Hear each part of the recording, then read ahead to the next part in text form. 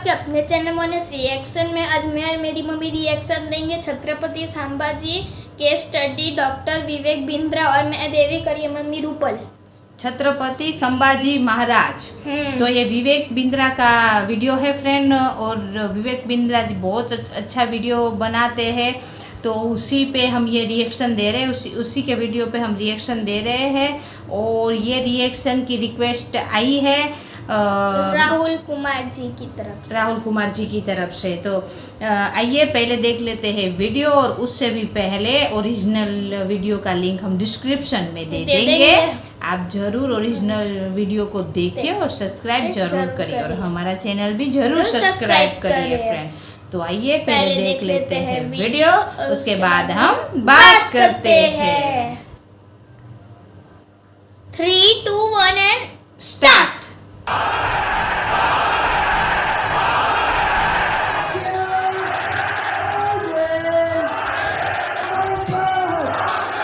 आपका स्वागत है। मैं विवेक बिंद्रा, मोटिवेशनल स्पीकर। आज एक ऐसे इंसान की बात करूंगा, हो सकता है आपकी आत्मा कांप जाए। एक बात कहूं, वीडियो पूरा देखिएगा अगर हिम्मत है आप में तो, और कोशिश करिएगा कि अंत में रोए भी ना।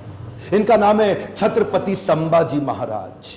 आपने छत्रपति शिवाजी महाराज का वीडियो देखा था। ये उनके ज्येष्ठ पुत्र 1657 में इनका जन्म हुआ। बचपन से आखिरी तक केवल संघर्ष। 2 साल की उम्र में ही इनकी माता का देहांत हो गया। मां जीजाबाई, जो छत्रपति शिवाजी महाराज की मां थी, यानी कि इनकी दादी, उन्होंने इनको पालन पोषण किया। सोचता हूं कहां से शुरू करूं और कहां लेके जाऊं। अद्भुत बालक जिसके बारे में पूरी दुनिया को पता लगना जरूरी है। 13 साल की उम्र तक 13 भाषाएं सीख चुके थे। 13 साल की उम्र तक संस्कृत के विद्वान पंडित सारी रीजनल भाषाएं, भारत की पुर्तगालियों की भाषा, अंग्रेजों की भाषा, मुगलों की भाषा, साउथ इंडियन लैंग्वेज, सारी डेक्कन भाषा, कई शास्त्र लिख डाले। ध्यान दीजिएगा, शास्त्र पढ़ डाले नहीं बोल रहा। 13 साल की उम्र तक 13 भाषा और कई शास्त्र, बुद्ध भूषण और नक्शिका जैसे वो शास्त्र, और कई शास्त्र जहां पे इन्होंने अपने रायगढ़ के किलों की बात करी, गणपति का बहुत सुंदर गुणगान किया। हॉर्स राइडिंग, आर्मरी, तीरंदाजी और बॉडी बिल्डिंग, इन सब में तो इतने पावरफुल थे। एक्चुअली ना, अगर आप ध्यान से देखो तो ये एक रेयर कॉम्बिनेशन है शस्त्र और शास्त्र दोनों के। जो बच्चा या जो व्यक्ति शास्त्र पढ़ने में बड़ा एक्सपर्ट हो जाता है ना, फिर उससे शस्त्र उठता नहीं। ये बात एकदम, और जो शस्त्र उठा लेता है वो शास्त्र पढ़ने में निपुण नहीं होता। अद्भुत बाल साहित्यकार, जो साहित्य पढ़ता भी था और साहित्य लिखता भी था। हुआ क्या, बुद्धि और बल दोनों बढ़ गया। 60 किलो की तलवार लेके 16 साल की उम्र में पहला युद्ध रामनगर का जीता। छोटा बच्चा होता है ना, उसका मन होता है कि पिता के साथ समय बिताए, पर पिता उस समय मुगलों से लोहा लेने में व्यस्त हो चुके थे। लेकिन एक बार छत्रपति शिवाजी महाराज ने, अभी ये 9 साल के थे संभाजी महाराज, इनको क्या बोले, मेरे साथ चलो, आगरा जा रहा हूं मैं, वहां के मुगल शासक औरंगजेब से मिलने। और घोड़े में बिठा के 1250 किलोमीटर, ध्यान दीजिएगा, घोड़े में 1250 किलोमीटर 9 साल का बच्चा पिता के साथ पीछे बैठ करके पहुंच गया आगरा। आगरा में क्या हुआ ये देख के हैरान हो गया। छोटा सा बच्चा, वहां मुगल सल्तनत के राजा उस समय जापना, क्या किया, इनकी पहले तो बेइज्जती करी, उसके बाद इनको कारागृह में बंदी बना दिया। ये बच्चा घबराता नहीं था, ये करेज इतना था कि वहीं बैठ के सोचने लगा, कैसे निकलूं, कैसे पिता को निकालूं, कैसे निकलूं। पहले तो पिता को बाहर निकाला, कुछ दिनों के बाद खुद भी वहां से गायब हो गया, रायगढ़ पहुंच गया। 10 साल की उम्र में इसको महाराज ऑफ आमेर के पास भेज दिया गया कि कैसे पॉलिटिकल अलायंसेस को और समझ सकें। यही 2 इंसिडेंट इसके लिए बहुत हो गए थे कि कैसे ये समझे, और उसके बाद तैयारी करने लगा। हर सफल शासक के पास कोई ना कोई बुद्धिमान सलाहकार जरूर रहता है। चंद्रगुप्त मौर्य के पास चाणक्य पंडित थे, जिन्होंने धनानंद के सारे साम्राज्य को उखाड़ा था। ठीक इसी प्रकार इन्होंने उज्जैन के कवि कलश, उनको अपना सलाहकार, एडवाइजर, फ्रेंड, फिलोसोफर, गाइड बनाया, जो अपनी कविताओं के माध्यम से इनकी विचारधारा को तैयार किया करते थे। इनकी सोचने की क्षमता, इनके बैरियर को खत्म करते थे। वो उनके ऐसे महान इंटेलिजेंट एडवाइजर थे जो हमेशा इनके, कवि कलश को हमेशा अपने साथ रखते थे। पिता भी युद्ध लड़ने में बिजी थे। इन्होंने 19 साल की उम्र से पिता के पीछे से अपने रायगढ़ के किले को संभालना शुरू कर दिया। 23 साल की उम्र में 1681 में पिता छत्रपति शिवाजी महाराज वीर मराठा, उनका देहांत हुआ। इन्होंने 1 मिनट समय नहीं देर गवाया, तुरंत तैयारी करी। तुरंत क्या तैयारी करी, औरंगाबाद में औरंगजेब का सबसे बड़ा किला, होती है वीरों की निशानी कि हमारे पास आज धन की तो कमी है, और अगर इसके किले को पहली बार में मैं उखाड़ दूं, इनका धन घटेगा, मेरा बढ़ेगा, डबल बेनिफिट। औरंगाबाद की इस बड़ी लूट और बड़ी हार ने औरंगजेब को एकदम हैरान कर दिया। औरंगजेब ने सोचा भी नहीं था कि 23 साल का ही तो बच्चा है ये ऐसा कैसे कर सकता है। और इसने अपने हुसैन अली खान नाम का अपना सबसे बड़ा जनरल, उसको 20,000 हाथी और सैनिकों के साथ, घोड़ों के साथ, पशुओं के साथ भेजा कि इसको खत्म कर। हुसैन अली खान बोला कि 2 दिन में खत्म कराऊंगा, 2 दिन में खत्म। वहां पे मराठा इतने तेज, और इसका जो करेज था ना, इनकी लीडरशिप बड़ी पावरफुल थी। मराठा इकट्ठे हो गए और हुसैन अली खान को 1 साल लगा, कुछ नहीं कर पाया, कई बार उसको मारा। इसने इसको वापस बुलाया और 1680, 81, 82 कई दफा अटैक कराया। अच्छा, एक भी लड़ाई नहीं। एक बात बताएं आपको, पूरे इतिहास के अंदर शायद छत्रपति संभाजी महाराज ही अकेला ऐसा योद्धा रहा होगा हमारे देश से जिसने 9 साल के अंदर 120 लड़ाइयां लड़ी, लेकिन एक भी नहीं हारा। औरंगजेब सोचा, पूरा नॉर्थ तो मैं जीत ही चुका हूं, अब तो केवल डेक्कन बाकी रह गया है। डेक्कन समझते ना, जो उस समय का जो दक्षिण था, 120 लड़ाई और एक भी नहीं हारे। केरला, कर्नाटका, तमिलनाडु, आंध्रा, हैदराबाद, जितना भी आज पूरा देखते हैं महाराष्ट्र मिला के, वो सोचा कि बस ये डेक्कन जीतना बाकी रह गया है। तो वो महाराष्ट्र की तरफ जब बढ़ने लगा तो वहीं औरंगजेब ने एक ट्रीटी साइन करने की कोशिश करी, एक कॉन्ट्रैक्ट साइन करने की कोशिश किया पुर्तगालियों के साथ गोवा में, ताकि समुद्री रास्ते से उनको एक और सपोर्ट मिले, उनके आमदन एम्युनिशन मिडिल ईस्ट से आ सके। औरंगजेब बहुत तेज था, बोला सोचा नॉर्थ से भी सपोर्ट लूंगा, पोर्चुगीज लोगों को साथ रखूंगा, साउथ से और निकालूंगा, तीनों चारों दिशाओं से खदेड़ के खत्म कर दूंगा। ये तो छोटा सा बच्चा है। इन्होंने जैसे ही पता चला संभाजी महाराज को, सबसे पहले ये गोवा में घुस गए। गोवा में जाकर के इन्होंने पोर्चुगीज को तो उखाड़ उखाड़ के, बहुत फेंक फेंक के मारा, और ये वापस आए। उसके बाद फिर लड़ने की तैयारी करी। मेरे हिसाब से छत्रपति संभाजी महाराज की सबसे बड़ी अचीवमेंट्स में एक अचीवमेंट तो यह रही कि इन्होंने 9 साल तक औरंगजेब को मराठाओं के बीच में घुमाता रहा। औरंगजेब एक्चुअली नॉर्थ छोड़ के यहां आ गया और मराठाओं के बीच में इतना घुमाया, 8 लाख की सेना, इनकी 20,000 की सेना। इन्होंने मराठाओं को इधर से मार, उधर से मार, इतनी लड़ाइयां लड़ी, एक बार भी औरंगजेब जीत नहीं पाया।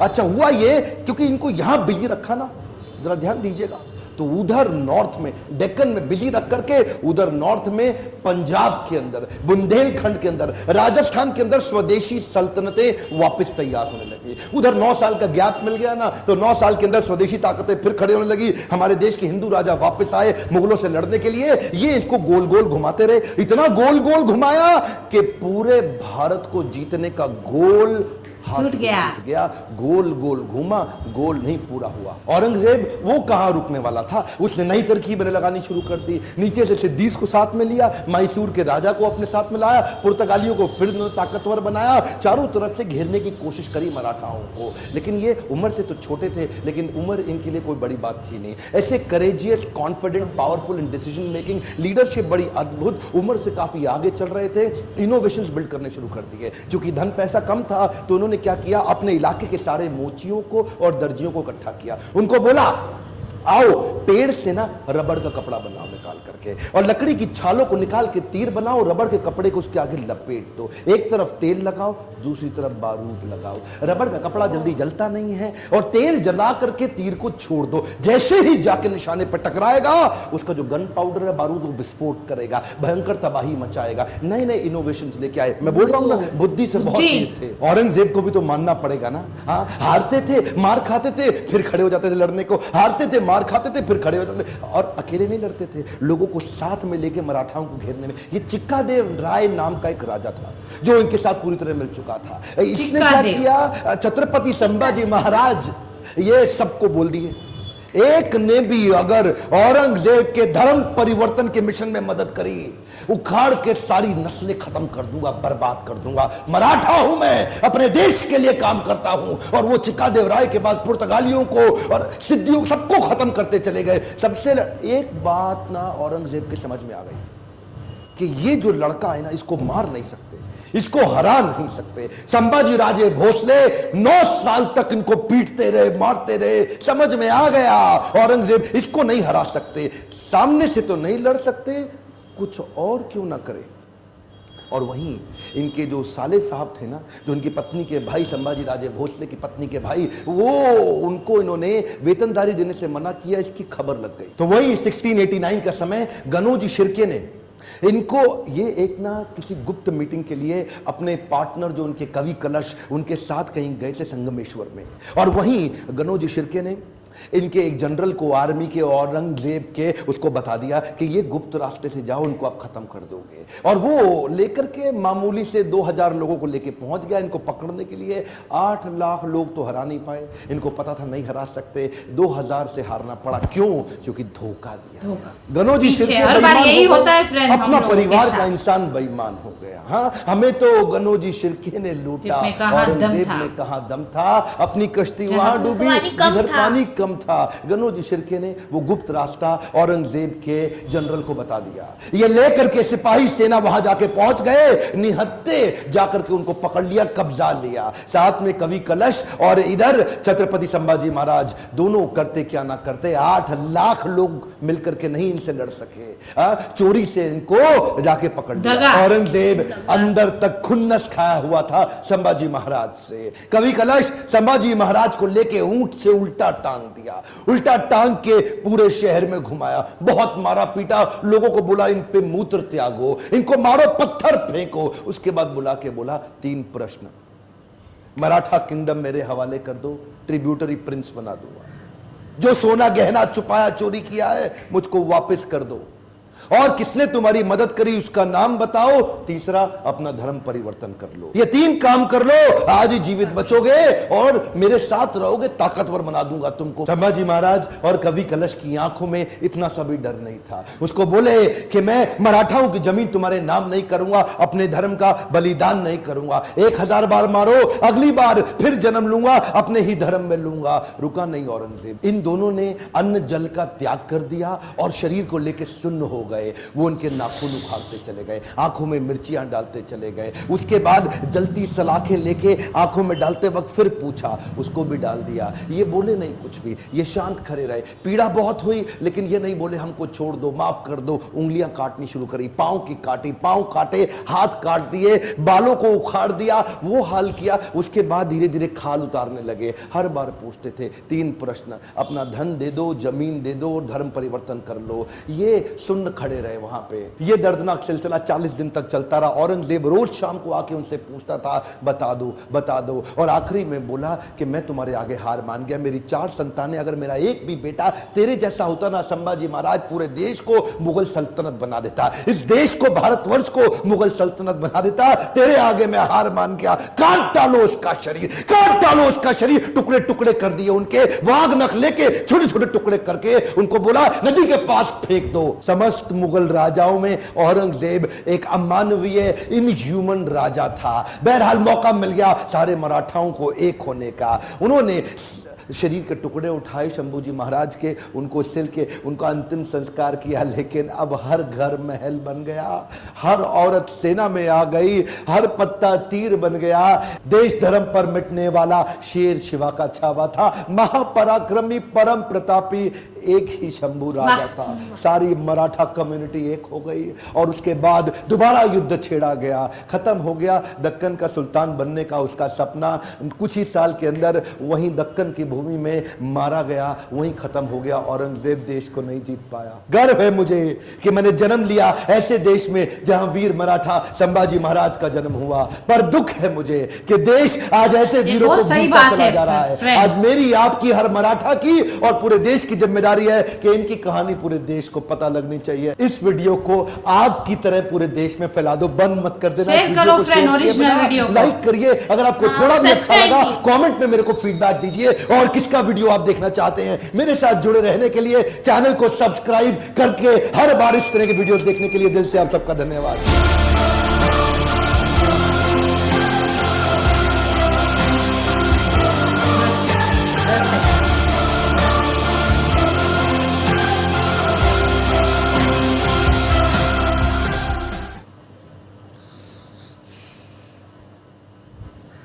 हाँ फ्रेंड्स, तो ये संभाजी महाराज पे ये वीडियो था फ्रेंड्स। वीडियो बहुत अच्छी थी फ्रेंड्स, और सही में हमको इतना नहीं मालूम था। हमको छत्रपति शिवाजी के बारे में तो पता था, लेकिन जो छत्रपति शिवाजी के ये बड़े बेटे संभाजी महाराज इतने वीर थे वो हमको नहीं पता था फ्रेंड्स। उसने शुरू से लेके जब तक वीर गति उसने पाई, वीर गति तक संघर्ष ही संघर्ष फ्रेंड्स, लेकिन एक बार भी वो हारे नहीं है। उसको दगे से पकड़ा गया। वो कहावत है ना, घर का भेदी लंका ढाए, तो 8 लाख सैनिक उसका कुछ नहीं बिगाड़ पाए फ्रेंड्स, लेकिन दगे से उसको 2000 मामूली सैनिक ने उसको पकड़ लिया फ्रेंड्स, क्योंकि उधर दगा था। किसी ने उसको घर के ही किसी ने उसको रास्ता बता दिया औरंगजेब को कि ये गुप्त रास्ते से जा रहे हैं फ्रेंड्स। तो ये आखिर में दगे से पकड़े गए और इतनी यातना देने के बाद फिर उसको मार दिया। और आप ये सोचो कि जीते जी तो उसने कभी हार नहीं मानी, और मरने के बाद भी वो पूरे मराठा को एक कर गए फ्रेंड्स। और उसी एकता, मराठा की एकता ने औरंगजेब को मतलब कामयाब नहीं होने दिया, और अंत में वो दगा किसी का सगा नहीं है, थोड़ा सालों में वो भी मर गए फ्रेंड्स। और वाकई में हमें बहुत बहुत गर्व है कि हम इंडियन है, हमारा जन्म इंडिया में हुआ है फ्रेंड्स। ऐसे वीरों की धरती पे हुआ है, ऐसे वीर हमारे इंडिया में जन्म लिए हैं फ्रेंड्स। और सही में ये वीडियो बहुत अच्छी थी फ्रेंड्स। हमको इसके बारे में नहीं, संभाजी महाराज के बारे में नहीं पता था फ्रेंड्स कि इतने वो वीर मराठा थे फ्रेंड्स। और ये देख के हमको गर्व होता है। और एक ये बात भी सही है कि दुख भी होता है कि ऐसे वीरों के बारे में हम लोग नहीं जानते हैं फ्रेंड्स। और सही में ये जो ओरिजिनल वीडियो है फ्रेंड्स, ज़रूर शेयर करें फ्रेंड्स। ये जो हमारे वीरों की कहानी है वो सबके पास पहुंचनी ही चाहिए फ्रेंड्स, सबको पता लगना ही चाहिए। और राहुल कुमार जी को भी खूब खूब धन्यवाद कि उसने ऐसी वीडियो हमको सजेस्ट की फ्रेंड्स। और सजेशन के लिए भी हमारा उसको खूब थैंक यू। और बहुत अच्छी वीडियो सजेस्ट की थी फ्रेंड्स, और वीडियो बहुत अच्छी थी। ओरिजिनल चैनल का लिंक हम डिस्क्रिप्शन में दे देंगे, आप जरूर ओरिजिनल चैनल को भी सब्सक्राइब करें, और हमारा चैनल भी जरूर सब्सक्राइब करें फ्रेंड्स, और लाइक करें। और कमेंट, अगर आपको कोई रिएक्शन दिलवाना है तो आप कमेंट्स भी कर सकते हो फ्रेंड्स। आपको कोई रिएक्शन करवाना है तो आप कमेंट्स कर सकते हैं, और बेल आइकन भी क्लिक कीजिएगा। और अब मिलते हैं नेक्स्ट रिएक्शन में। बाय बाय, जय हिंद, वंदे मातरम। Bye bye.